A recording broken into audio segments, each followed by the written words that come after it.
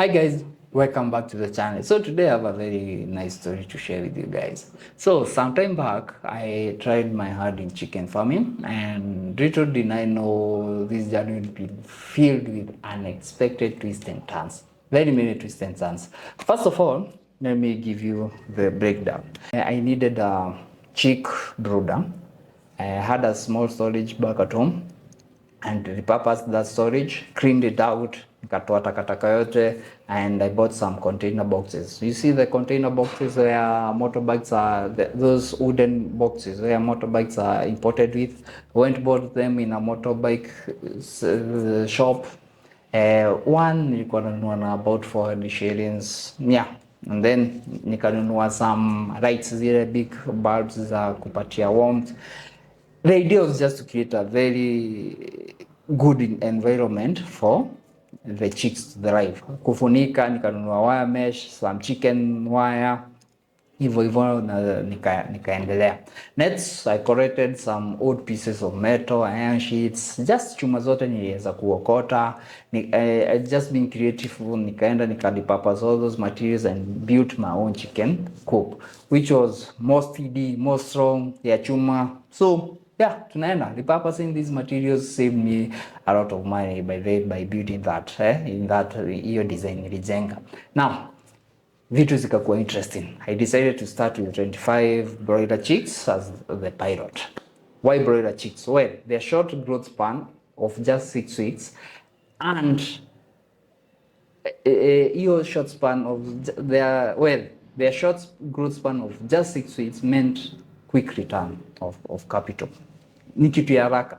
And as you know, as a businessman, I know the importance of cash flow in any venture, which they were primed.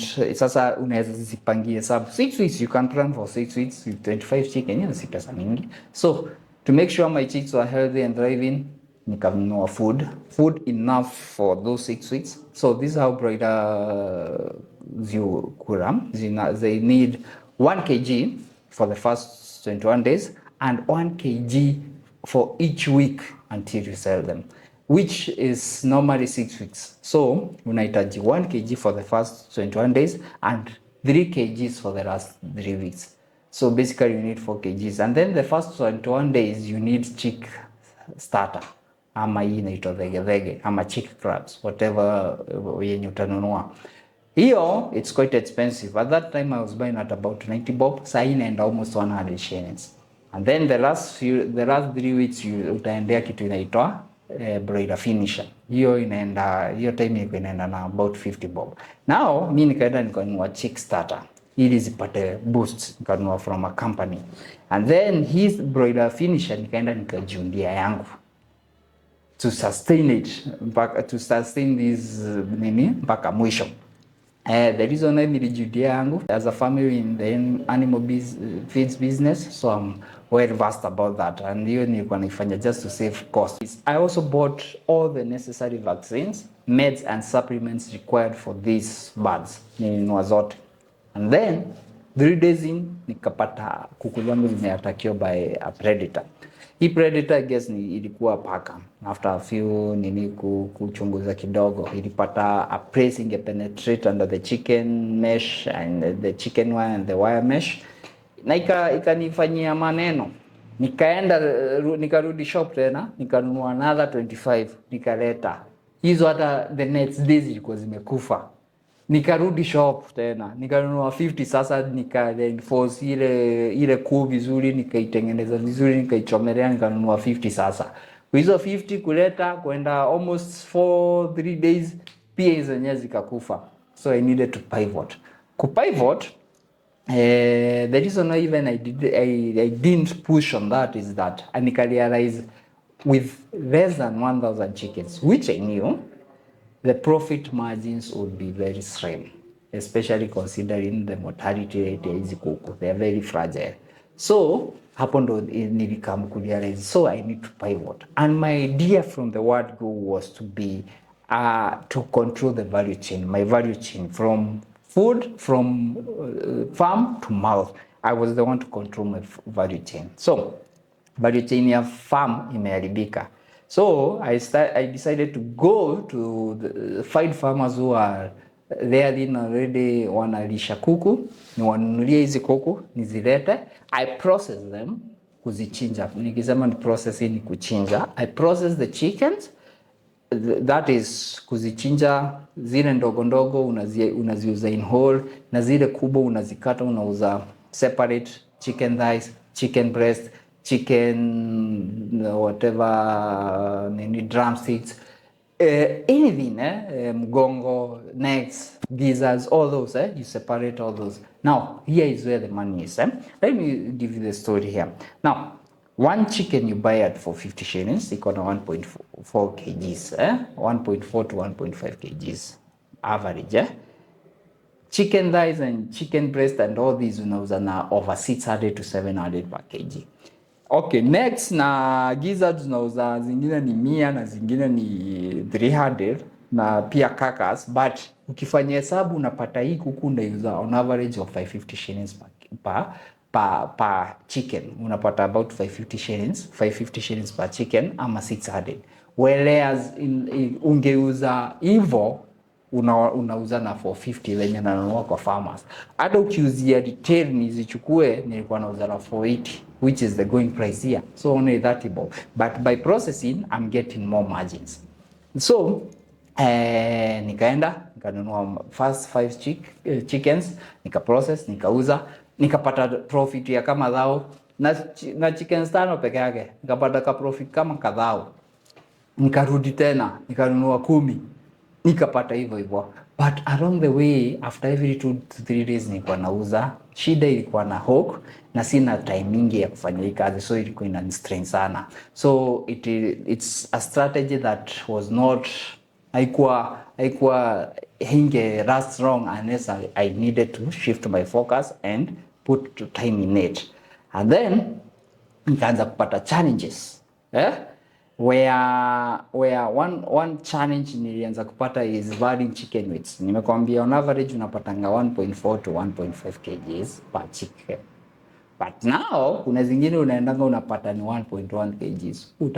Utafanya nini? It will hit on your margins na umepromise kununua watu na 450. Before I pivoted, kabla ni realize hivyo, sikuwa nimeweza kupivot to start buying at kgs, which other companies does that to prevent their margins. Then customers wakarealize hapa nakula sana. Wakaanza kutaka instead ya kuchukua hizo cuts, only special cuts, wakaanza kuprefer kupata kuku mzima. Kuku unapata 30 bob. Cuts unapata almost 200 margin per chicken. Ama ni 100 and something per chicken. What will happen? Margin zako zimeenda chini. And then because town yangu si kubwa na sikuwa na time ya kupenetrate other towns, nikaka town kangu wana watu zimemaliza hawking na selling to door, market saturation. Hawa watu si wengi. Kwani utauzia kuku siku ngapi? Watakula siku unaona, na si kila mtu anakula kuku. So nikapata hiyo shida tena. So those were the challenges. At the long last niliachana hiyo biashara, but I learned very valuable lessons that nilienda nikauzia mtu hiyo biashara, that idea for free, nikampatia hiyo idea akaendelesha. But I learned very valuable lessons on this, and that's why I decided to share this story. So lesson number 1 is do proper research. First, do research on all the challenges you might face in your business venture. For me, I knew the margins would be tight, but I didn't anticipate the difficulties of raising those chickens, those chicks.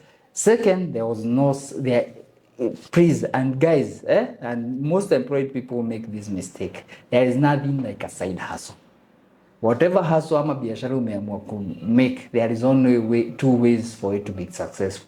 You either give it your time, of which kama uko employed you don't have time, or you give it enough money to create systems. Skiza, si pesa ya stock, pesa ya ku create systems to manage that business. Umeelewa?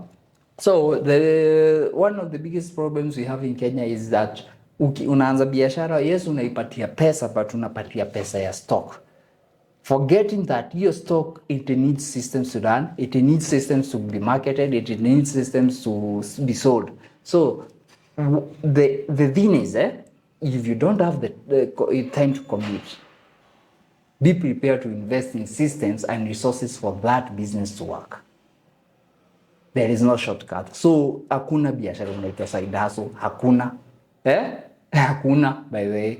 And also when you are creating those systems, you have to create time for those systems for you to run those systems and for you to operate, to be able to operate those systems even when you are away. Na lazima upatie time ya hiyo system inakurahisishia ku manage, yes, but you have to give that business time for you to understand it and for you to manage it, even if it's 1 hour or 30 minutes a day. At the end of the day, you need some time to do it. Hata kama umenunua hizo systems, naelewa kama ni system ya kuhesabu stock, lazima ukuje kuhesabu stock. Kama ni CCTV ya camera, you have to check on some footage once in a while. Unaona? All those things.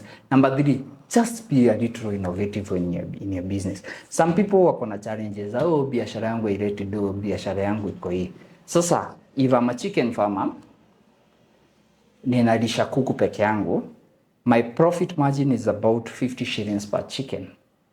Jo kuilisha hiyo kuku for those 6 weeks ikuje, the best unaweza pata ni 380 shillings. So utauza about 450, and that's when the market is right. Unaweza enda upate market iko mbaya, unauza 350 at a loss.